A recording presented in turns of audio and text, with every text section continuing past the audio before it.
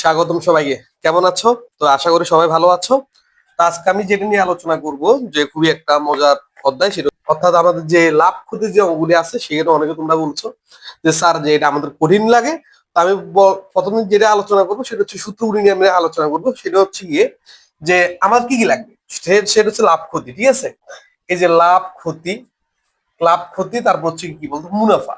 ঠিক আছে, মুনাফা সংক্রান্ত সংক্রান্ত এখন তো আমাদের প্রথমে যদি লাভ ক্ষতি, তারপর আমরা মুনাফা নিয়ে কথা বলবো। তো লাভ ক্ষতি কি জিনিস সেটা আমরা একটু প্রথম জানি। ঠিক আছে, তো বলা হচ্ছে কি, মনে করো যে আমি এই মার্কেটটা আমি কিনেছি মনে করো 50 টাকা, তারপরে হচ্ছে ক্রয় মূল্য। ঠিক আছে, তাহলে একটা লাগবে কি মূল্য, ক্রয় মূল্য লাগবে, একটা ক্রয় মূল্য লাগবে। তারপরে আমি এই মার্কেটটা যত টাকা দিয়ে কিনছি, আমি কি বললাম এটা থেকে হয় বেশি টাকা দিয়ে বিক্রি করছি, ঠিক আছে, না হলে কম টাকা দিয়ে বিক্রি করছি, তারপরে সেটা হচ্ছে বিক্রয় মূল্য। অর্থাৎ আমার কাছে যদি আমি অন্য অন্যজনের কাছে যদি আমি টাকা দিয়ে বিক্রি করতে চাই, তাহলে সেটা হচ্ছে বিক্রয় মূল্য। তার মানে আমরা কি বলতো বিক্রয় মূল্য। ওকে, তাহলে বিক্রয় কি বলতো বিক্রয় মূল্য। ঠিক আছে, আমি ক্রয় মূল্য জানছি, আবার কি বলতো বিক্রয় মূল্য জানছি। এখন আমরা অনেকে বুঝতে পারি না সেটা হচ্ছে গিয়ে লাভ হয়েছে না ক্ষতি হয়েছে, সেটা আমরা বলতে পারি না। ঠিক আছে, তো আমরা কি করব, সেটা হচ্ছে গিয়ে আমরা ক্রয় মূল্য এবং বিক্রয় মূল্য ভিত্তি করে আমরা কি লাভ ক্ষতি হিসেব করবো। আর তোমাকে যদি একটা কোশ্চেন করে যে লাভ ক্ষতি কিসের উপর কি করা হয়, হিসেব করা হয়, মাথা রাখবা লাভ ক্ষতি সবসময়, লাভ ক্ষতি, লাভ ক্ষতি সব সময়, সব সময় বিক্রয়, সব সময় ক্রয় মূল্যের উপর হিসাব করা হয়, হিসাব করা হয়। মাথা রাখবা তোমার একটা জিনিস, তুমি অর্থাৎ তোমার একটা প্রতিষ্ঠানের মধ্যে একটা জিনিস বিক্রি করে সেটা হচ্ছে তোমার লাভ হয়েছে না ক্ষতি হয়েছে, সেটা সম্পূর্ণটা হিসাব করবা তুমি কিসের উপরে, সেটা হচ্ছে কি বলতো ক্রয় মূল্যের উপরে। ঠিক আছে, এই ক্রয় মূল্যের উপরে কি করা হয়, হিসাব করা কি বলতো হয়। এর মধ্যে হচ্ছে তোমার, তুমি কি বুঝছো লাভ বা ক্ষতি হয়েছে। ঠিক আছে, মাথা রাখবা লাভ হবে, লাভ হবে যদি ক্রয় মূল্য, ক্রয় মূল্য বিক্রয়, বিক্রয় মূল্য থেকে কি হয়, বেশি হয়। ঠিক আছে, আমি এটা এভাবে না দিয়ে থেকে কি হয় বলতো বেশি, কি বলতো বেশি হয়। ওকে, তার মানে লাভ তখনই হবে, অর্থাৎ তুমি যখন একটা জিনিস কি করবা, সেটা হচ্ছে কিনছো 50 টাকা দিয়ে। মনে করো আমি কি বললাম ক্রয় মূল্য, ঠিক আছে, এই যে ক্রয় মূল্য মনে করো আমার ছিল 50 টাকা, ক্রয় মূল্য 50 টাকা, আর বিক্রয় মূল্য মনে করো সেটা হচ্ছে 60 টাকা। তার মানে দেখো তো ক্রয় মূল্য বেশি না বিক্রয় মূল্য বেশি, অবশ্যই বিক্রয় মূল্য বেশি। তার মানে তুমি বলতে পারবা এটা হচ্ছে মানুষ হচ্ছে বলতো লাভ হয়েছে। তার মানে লিখতে হয় লাভ কতটুকু হয়েছে, লিখতে হয় লাভ সমান, লাভ সমান বিক্রয় মূল্য বিয়োগ কি বলতো এই ক্রয় কি বলতো মূল্য। তার মানে এটা হচ্ছে লাভ। ওকে ফাইন, এবার হচ্ছে কি ক্ষতি কখন হবে, তাই তোমরা নিজেরাই বুঝে গেছো যে সেটা হচ্ছে গিয়ে যে লাভ বুঝে সে ক্ষতি বুঝতে পারে। তাহলে ক্ষতি হবে যদি ক্রয় মূল্য বিক্রয় মূল্য থেকে বেশি হয়, বেশি কি বলতো হয়। এই যে এখানে একটা ক্লিয়ার করো, সেটা হচ্ছে গিয়ে যে লাভ হবে যদি ক্রয় মূল্য বিক্রয় মূল্য থেকে কি হয় বলতো কম হয়। ঠিক আছে, এখানে এই জিনিসটা কারেকশন করতে হবে, সেটা হচ্ছে কি বলতো কম, কি বলতো কম হয়। তার মানে এই যে ক্রয় মূল্য হচ্ছে 50 টাকা, বিক্রয় মূল্য কত 60 টাকা। ঠিক আছে, তার মানে অবশ্যই বলতে এখানে ক্রয় মূল্য বেশি কম আর বিক্রয় মূল্য কি বলতো বেশি। তার মানে কি হচ্ছে বলতো সে লাভ হয়েছে, সে কম টাকায় কিনে বেশি টাকা তুমি বিক্রি করছো, তার মানে অবশ্যই তোমার হচ্ছে লাভ হয়েছে। আর যদি ক্ষতি তখনই হবে যদি ক্রয় মূল্য কি হচ্ছে বেশি কার তুলনায় বিক্রয় মূল্য তুলনায় যদি কি হয় বলতো বেশি হয়। তার মানে এই যে ক্রয় মূল্য, ক্রয় মূল্য হচ্ছে কি তোমার মনে করো সেটা হচ্ছে গিয়ে 60 টাকা, এই 60 টাকা, আর বিক্রয় মূল্য হচ্ছে গিয়ে তোমার মনে করো যে 50 টাকা। তাহলে দেখো তো তুমি বেশি দামে কিনে কম দামে বিক্রি করে দিচ্ছ, তারপর অবশ্যই তোমার কি বলতো ক্ষতি হয়েছে। এখন তোমাকে বলতো আরে কত ক্ষতি হয়েছে, তাহলে তুমি কিভাবে করবে, তাহলে সুতরাং ক্ষতি সমান এই যে ক্ষতি সমান যে বিক্রয়, বিক্রয় না ক্ষতি সমান কিভাবে করবো আমরা ক্রয় মূল্য, ক্রয় মূল্য বিয়োগ কি বলতো বিক্রয় কি বলতো মূল্য। ওকে ফাইন, তুমি কি করছো এটা ক্ষতি পেয়েছো। এরা আমাকে কি করে সেটা হচ্ছে গিয়ে সহজে একটা অঙ্ক করে বা বলে, প্রশ্ন বলে, সেটা হচ্ছে কি শতকরা কত লাভ বা ক্ষতি হচ্ছে, মানে তোমার যে ক্ষতিটা হয়েছে অথবা লাভটা হয়েছে সেই লাভের বা ক্ষতির, এই যে ক্ষতি বা লাভটাকে তোমাকে বলছে শতকরা প্রকাশ করতে বলছে। তাহলে তুমি কি করবা, যে আমি এখন শতকরা প্রকাশ করতে হবে, তাহলে শতকরা প্রকাশ করার জন্য সবসময় প্রবলেম লিখতে হবে সেটা হচ্ছে গিয়ে যে এত টাকায় লাভ হয়, তার মানে ক্রয় মূল্য, ক্রয় মূল্য তার মানে এত টাকায় বলদারি আমি, কেউ বলদারি সেটা হচ্ছে গিয়ে যে এত টাকায় লাভ হয়, কত টাকা, 10 টাকা ছিল লাভ ছিল, ঠিক আছে। এই যে আমি যদি এখানে যদি দেখাই, তার মানে সেটা হচ্ছে 60 বিয়োগ কি বলতো 50 সমান কি বলতো 10 টাকা, না এই 10 টাকা এখানের মধ্যে আমি যদি বলি সেটা হচ্ছে কত, সেটা হচ্ছে গিয়ে যে তোমার কত, এখানের মধ্যে 60 বিয়োগ কি বলতো 50, তার মানে কত হয়েছে বলতো, এই যে 10 টাকা। তার মানে এই যে প্রশ্ন অনুসারে এখানের মধ্যে আমার লাভ হয়েছে কত টাকা, লাভ হয়েছিল 10 টাকা লাভ হয়েছিল, আর এখানের মধ্যে এই অনুসারে লাভ হয়েছে কত, ক্ষতি হয়েছে কত টাকা বলতো 10 টাকা ক্ষতি হয়েছে। এখন তোমাকে বলছে এটাকে যে শতকরা প্রকাশ করতে বলছে, তাহলে শতকরা যদি প্রকাশ করে তাহলে আমি কি লিখতে পারি, সেটা হচ্ছে গিয়ে এই যে আমার ক্রয় মূল্য এখানে কত ছিল, ক্রয় মূল্য 50 টাকা, আমি লিখতে পারি 50 টাকায়, এই যে 50 টাকায় লাভ হয়, লাভ হয় কত টাকা লাভ হয়েছে, 10 টাকা, 10 টাকা লাভ হয়েছে।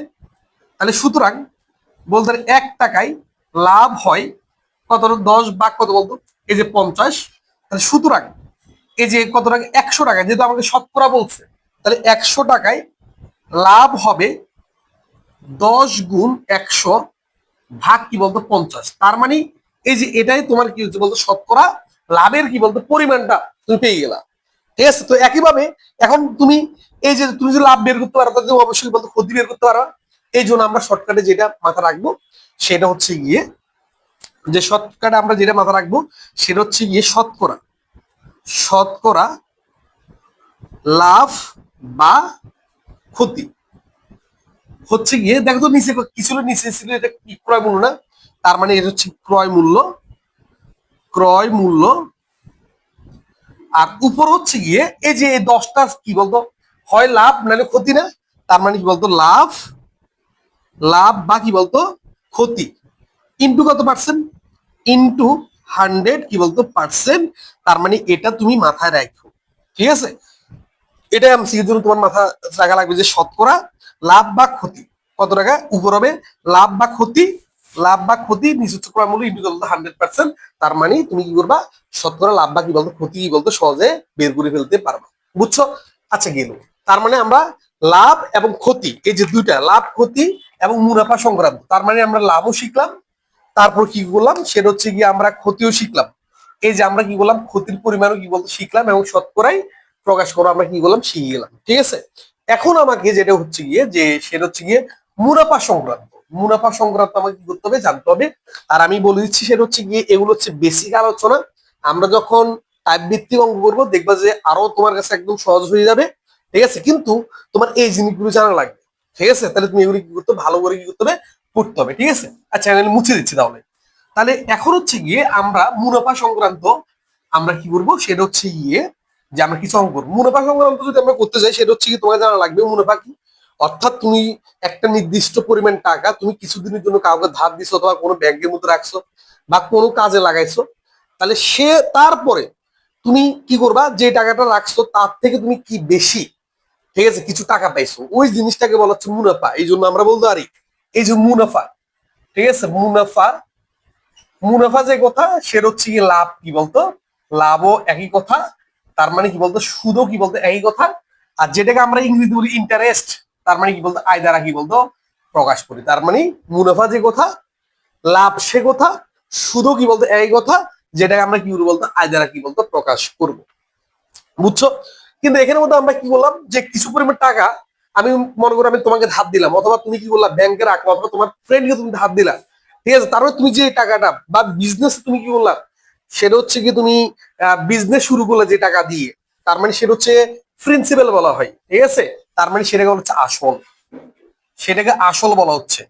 তাহলে আসল, ঠিক আছে, আসল অর্থাৎ যেটাকে আমরা বলতে প্রারম্ভিক মূলধন, প্রারম্ভিক, প্রারম্ভিক কি বলতো মূলধন, প্রারম্ভিক মূলধন, ঠিক আছে, এই প্রারম্ভিক মূলধন আসল, ঠিক আছে, যেটাকে আমরা কি করি প্রিন্সিপাল বলি, তার মানে আমরা পি দ্বারা কি বলতো প্রকাশ করি। তার মানে আসল যে কথা প্রারম্ভিক মূলধন, অথবা অনেক সময় এটাকে বলা হচ্ছে মূলধনও বলা হয়। কি বলা হয় বলতো? এটা হচ্ছে মূলধন।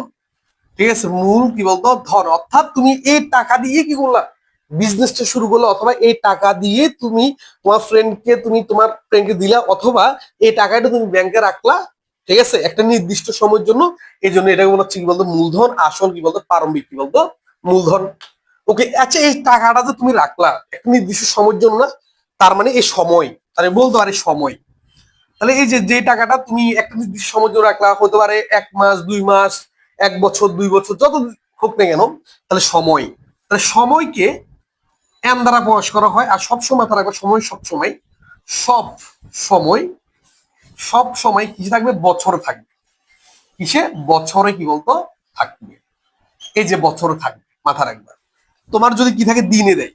ঠিক আছে, দিনে, দিনে হলে 300 কত, এ দিনকে, দিনকে তুমি যদি 365 দ্বারা কি করো ভাগ করো, তাহলে কিসে চলে যাবে সেটা, সেটা বছরে চলে যাবে। কারণ তুমি বছরে রাখতে হবে। যদি মাস দেয়, তাহলে মাস হলে তুমি কি করবা, এই মাসটাকে, এই মাসকে তুমি কত 12 দ্বারা ভাগ করে তুমি কি করবা, বছরে নিয়ে যেতে হবে। বুঝছো? তাহলে এই জিনিসটা মাথা রাখবা। তার মানে তুমি যে সময়ের জন্য তুমি ব্যাংকের মধ্যে তুমি টাকাটা, অর্থাৎ এই জিনিসটা তুমি কি করলা, রাখলা। ব্যাংকে হতে পারে, সেটা যে কোনো বিজনেস হতে পারে। আমি আগে বলেছি আমি ব্যাংকে ধরবো এখন থেকে। ঠিক আছে, তুমি ব্যাংকে মনে করো। তারপরে সেইটা অবশ্যই তুমি যে সেটার জন্য তুমি যে মুনাফাটা বা লাভটা তুমি হিসেব করতে হবে, সে লাভটা হিসেব করতে হবে সবসময় কি হিসেব বলতো, সেটা বছরে হিসাব করতে হবে। এই জন্য দিনে দেওয়া থাকলে 365 দিয়ে ভাগ করে তুমি বছর নিয়ে যাবা। আর মাসে যদি দেওয়া থাকে তুমি কি করবা, 12 দ্বারা ভাগ করে তুমি বছরে কি বলতো নিয়ে কি বলতো যাবা। ওকে ফাইন, গেল। এখন হচ্ছে গিয়ে যে আমি কি করলাম সেটা হচ্ছে কি, ব্যাংক কি করলো, তুমি যখন ব্যাংকে তুমি কিছু টাকা রাখবা, ঠিক আছে, বা তুমি 100 টাকা রাখবা, তো ব্যাংক কি করে 100 টাকায়, ঠিক আছে, এই যে 100 টাকায়, টাকায় কি করে বছরে, ঠিক আছে, বছরে মনে করো তোমাকে মুনাফা দিচ্ছে। মুনাফা, মুনাফা দিচ্ছে মনে করো সেটা হচ্ছে গিয়ে 5 টাকা। কত টাকা, 5 টাকা। তার মানে তুমি ব্যাংকের মধ্যে যখন তুমি 100 টাকা রাখতেছো, ব্যাংক কি করতেছে বছরে, তার মানে কয় মাসে, 12 মাসে, এই যে 12 মাসে তোমাকে কি করতেছে, একটা সুদ দিচ্ছে। কত টাকা, 5 টাকা। এই জিনিসটাকে বলা হচ্ছে মুনাফার হার। তার মানে এই যে মুনাফার হারকে বলা হচ্ছে বার্ষিক। এই যে বার্ষিক মানে হচ্ছে গিয়ে 12 মাসে বা 1 বছরে বার্ষিক। শতকরা, শতকরা, শতকরা মানে বলতে হচ্ছে 100 টাকায় শতকরা, তাহলে বার্ষিক শতকরা মুনাফা। তাহলে মুনাফা হচ্ছে গিয়ে, তাহলে বার্ষিক শতকরা মুনাফা, এই জিনিসটাকে বলা হচ্ছে গিয়ে মুনাফার হার। মাথা রাখবা, মুনাফার কি বলতো এই হার, এই মুনাফার হার মাথা রাখবা। বার্ষিক শতকরা মুনাফা, এটা হচ্ছে মুনাফার হার। আর এই মুনাফার হারকে আমরা কি দ্বারা প্রকাশ করি, এই আর দ্বারা কি বলতো প্রকাশ কি বলতো করি। তোমাকে যদি বলা হয় মুনাফার হার, এই যে মুনাফার হার, এই মুনাফার কি বলতো, এই যে মুনাফার হার। তো মুনাফার হার যদি মনে করো আর%, আর% দেওয়া আছে, তুমি অঙ্ক করার ক্ষেত্রে তুমি করবা এই পার্সেন্টটাকে তুমি কি করবা 100 দ্বারা কি করবো বলতো ভাগ করতে হবে। তার মানে কি হলো, আমি মুনাফার হার শিখলাম, তারপর হচ্ছে আমি সময় শিখলাম, এরপর আমরা কি বলতো মূলধন শিখলাম, যেটাকে আমরা পি দ্বারা প্রকাশ করতে পারি। আর হচ্ছে কি বলতো মুনাফা শিখলাম, যেটা আমরা সুদ বা কি বলতো লাভ হিসেবে জানি। তার মানে কি বলতো আয় দ্বারা কি বলতো প্রকাশ কি বলতো করতে পারি। ঠিক আছে, তার মানে আমি কি বললাম, এই যে যে চলকের নামগুলো শিখলাম। কেন কি, এই যে আমাদের আসবে পি কি, এন কি, আর কি, আই কি, এই জিনিসগুলো তুমি জানতে হবে। অর্থাৎ এগুলো হচ্ছে প্রতীক। এই প্রতীকের কি কি বলতো পরিচয়টা তোমাকে কি করতে হবে বলতো জানতে কি বলতো হবে। গেল এটা। ঠিক আছে, এখন হচ্ছে গিয়ে আরেকটা জিনিস আমরা জানি, যে সেটা হচ্ছে গিয়ে তোমাকে যেটা বলবে, যে মনে করো তুমি কি বললা ব্যাংকের মধ্যে তুমি 100 টাকা রাখলা, ব্যাংক তোমাকে কি বললো 5 টাকা লাভ দিল।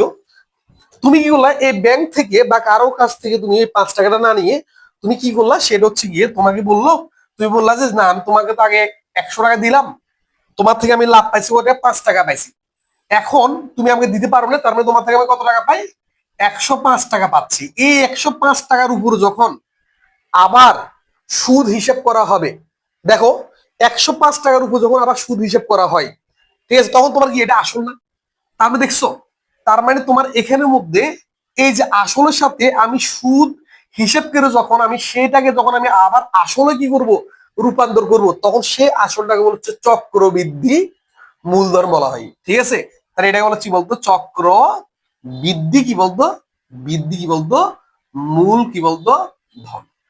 বুঝছো? তাহলে এই চক্রবৃদ্ধি মূলধনকে আমরা মেনলি সি হিসেবে আমরা কি করবো, আমরা জানি। বুঝছো? তাহলে এগুলো হচ্ছে প্রতীক।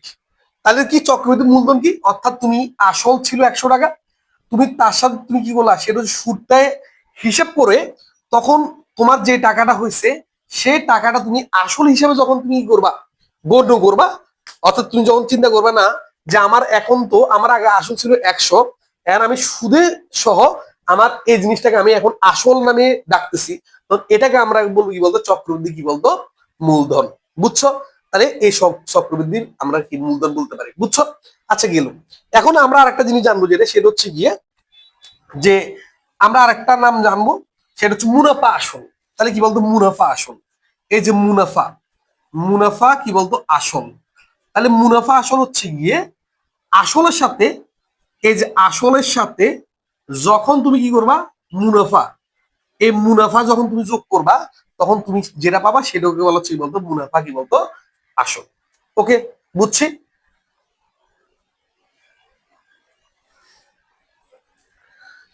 তাহলে যদি বুঝি, তাহলে এই জিনিসগুলি তোমাকে অবশ্যই কি করতে জানা লাগবে, তখন কি করবা, তুমি অঙ্ক করতে গেলে তোমার কাছে সহজ মনে হবে। এর আসি, অঙ্ক করার জন্য আমার কি লাগবে, সূত্র লাগবে। তাহলে সূত্রগুলি কি করি, একটু আমরা কি করি বলতো, আমরা দেখে ফেলি। এই জিনিসগুলো অবশ্যই তোমাকে তুলতে হবে। আর তুমি কোন জায়গা থেকে দেখতেছো, তুমি অবশ্যই তোমার প্রতিষ্ঠানটা নাম লিখবা, তুমি বুঝছো কিনা এটাও লিখবা।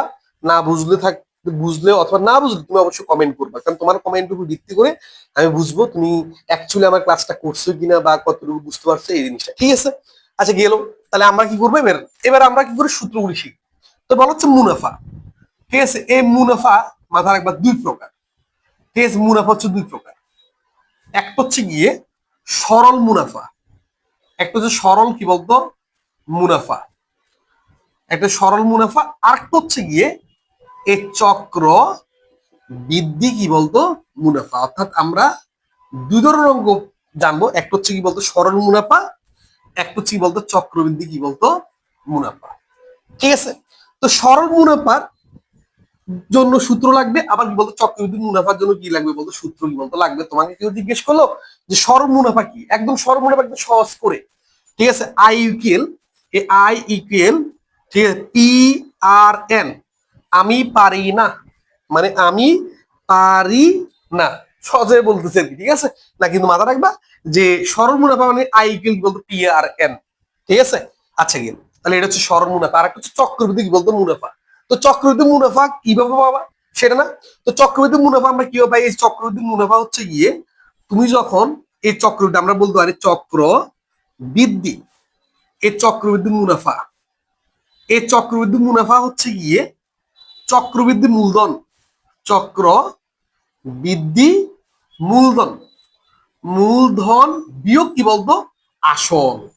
তার মানে তুমি চক্রবৃদ্ধি মূলধন থেকে যদি আসলটা তুমি যদি বিয়োগ করো, অর্থাৎ তুমি প্রথমে যে টাকাটা কি করছে ব্যাংকে রাখছিলা, সেই টাকাটা যদি তুমি বিয়োগ করে দাও, তুমি কি পাবা, চক্রবৃদ্ধি মুনাফা পাবা। তার মানে তোমাকে কেউ জিজ্ঞেস করলো চক্রবৃদ্ধি মূলধন কত, তার তুমি হিসেব করতে হবে। চক্রবৃদ্ধি মুনাফা কত, তার তুমি হিসেব করতে হবে। সেটা হচ্ছে আমার চক্রবৃদ্ধি মূলধন কত। আর চক্রবৃদ্ধি মূলধন থেকে যদি কি করো, আসল বিয়োগ করো, তাহলে তুমি কি পেয়ে যাবা, সেটা হচ্ছে গিয়ে তুমি অবশ্যই চক্রবৃদ্ধি কি বলতো, মুনাফা কি বলতো পেয়ে কি বলতো যাবা। তার মানে আমরা আরেকটা দিয়ে পড়ছিলাম যে চক্রবৃদ্ধি মূলধন, চক্রবৃদ্ধি মূলধনকে কি দ্বারা, সি দ্বারা প্রকাশ করা হয়। আর আসল কি কি দ্বারা প্রকাশ করে, পি দ্বারা প্রকাশ করা হয়। তাহলে সি মাইনাস কি বলতো, ফি। আর এটা হচ্ছে কি বলতো, যে চক্রবৃদ্ধি কি বলতো, চক্রবৃদ্ধি তোমার মুনাফা। এখন তোমাকে বলতে পারো স্যার চক্রবৃদ্ধি মুনাফা মূলধন আমরা কিভাবে বের করবো, সেটা না। তো চক্রবৃদ্ধি মূলধন বের করবো যেটা, সেটা হচ্ছে গিয়ে এই চক্র বৃদ্ধি কি বলতো, বৃদ্ধি মূলধন। চক্রবৃদ্ধি মূলধন বের করবে যেভাবে, সেটাকে আমরা সি দ্বারা প্রকাশ করে নিই, সমান পি ইন্টু ওয়ান, এই যে one plus R whole to the power N. তার মানে কি, এই চক্রবৃদ্ধি মূলধন হচ্ছে কি বলতো C equal P into one plus R whole to the power N. তুমি এই জিনিসটা যদি না জানো, ঠিক আছে, তোমাকে অবশ্যই সাফার মুভ করতে পারবে। তুমি যদি জানো তুমি ইজিলি পারবা। তোমাকে যখন বলছো চক্রবৃদ্ধির মূলধন তুমি কিভাবে বের করবা, তুমি জানো চক্রবৃদ্ধির মূলধন হচ্ছে পি ইন্টু মানে গুণ one plus R whole to the power N. আমরা অনেক উচ্চারণ জানি না। P into one plus R whole to the power কি বলতো এন। তার মানে এটা হচ্ছে কি বলতো চক্রবৃদ্ধি কি বলতো মূলধন। তাহলে অবশ্যই তুমি চাইলে প্রথমে কি করতে পারো, চক্রবৃদ্ধি মুনাফার জন্য তুমি কি করবা, সেটা হচ্ছে প্রথমে চক্রবৃদ্ধি মূলধন বের করবা। তখন তুমি শেষ চক্রবৃদ্ধি মূলধন থেকে যদি তুমি আসল বিয়োগ করে দাও, তুমি কি পাই যাবা, সেটা হচ্ছে গিয়ে চক্রবৃদ্ধি মুনাফা। অথবা তুমি বলতে পারো এই চক্রবৃদ্ধি মুনাফা সমান লিখতে পারো P into one plus R whole to the N minus কি বলতো পি। এটা হচ্ছে কি বলতো চক্রবৃদ্ধি কি বলতো মুনাফার কি বলতো সূত্র। তুমি দেখবা অঙ্ক করতে গেলে তোমাকে একদম সবচেয়ে বেশি পরিমাণ সাফার বুক যেটা করতে হবে, তুমি যদি সূত্র না পারো তাহলে তুমি বেশি সাফার বুক করবা।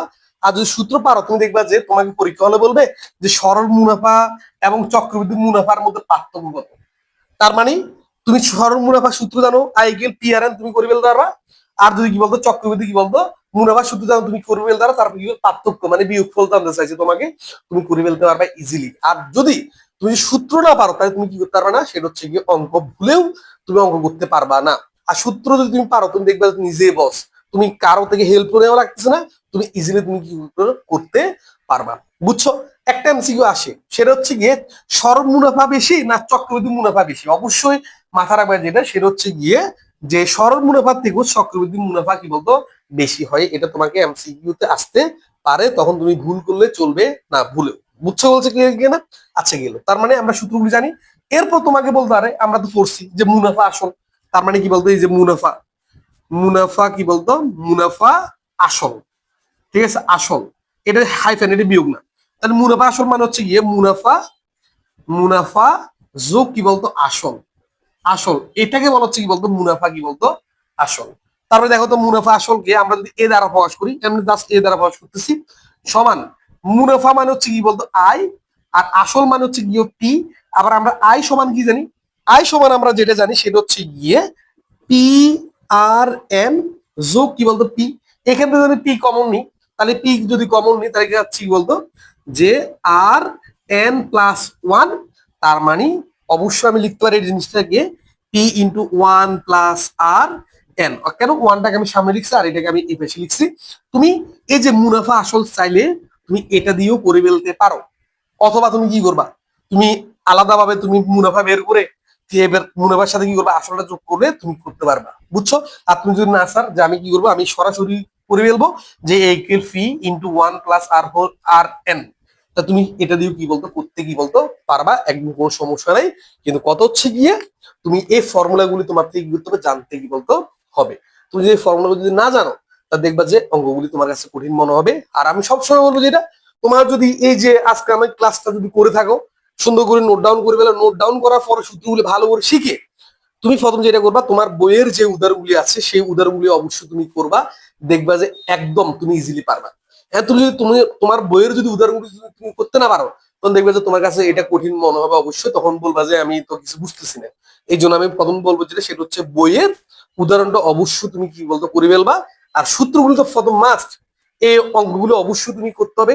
তারপর তুমি কি করবা, সেটা হচ্ছে গিয়ে তুমি ইজিলি দেখবা যে যে কোনো অঙ্ক তুমি পারবা তোমার। আর আমি বলবো আজকে ক্লাসটা যদি তুমি বুঝে থাকো, দেখবে যে তোমার এমসিকিউ একদম ইজি। আর আমি তো ধারাবাহিকভাবে সবগুলো অঙ্ক করাবো, ঠিক আছে। কিন্তু কত হচ্ছে গিয়ে তুমি কি করতে পারো, প্রথম ট্রাই করো। আমি তো আজকে ক্লাসটা করাচ্ছি, তুমি আমার ক্লাসটা করে তুমি ট্রাই করো, দেখবে তোমার কাছে সহজ মনে হবে। আর আমরা ডেফিনেশন সবসময় তোমাদের পাশে আছি। যে কোনো সমস্যাতে আমাদের হোয়াটসঅ্যাপে তুমি কি করো, নক করো, সরাসরি যোগাযোগ করতে পারবা। ঠিক আছে, আমরা ডেসক্রিপশনের মধ্যে তোমাদেরকে প্রত্যেকটা ক্লাসের বিবরণ দিয়ে থাকবো। ঠিক আছে, আমাদের যোগাযোগ করার ঠিকানা সবকিছু দিয়ে থাকবো। তো কথা হচ্ছে গিয়ে তোমরা ডেফিনেশন সাথে কিন্তু অবশ্যই থাকতে হবে। আর যদি কি করো ভালো করে যদি বুঝো, তোমার ফ্রেন্ডদেরকে আমাদের কোর্সের মধ্যে যুক্ত হতে সহায়তা করবে অবশ্যই। আমাদের ক্লাসগুলি সম্পর্কে অবশ্যই অবগত করবা, যেন ওরাও কি করতে ভালোভাবে করতে পারে। আসলে অঙ্ক কোনো কঠিন না, অঙ্ক তখনই কঠিন হয়ে যায় যখন আমরা সূত্রগুলি পারি না। আসলে হ্যাঁ, তুমি যদি এই সূত্রগুলি যদি না পারো তোমার কাছে অবশ্যই কঠিন মনে হবে। তো সো ক্লাসগুলি যারা যারা করবা বুঝো অথবা না বুঝো অবশ্যই তুমি কি করবা, কমেন্ট করবা, কারণ তোমাদের একটা কমেন্ট আমাদের কাছে শক্তি। কমেন্ট করবা আর তুমি কোন স্কুল থেকে ক্লাসটা করতেছো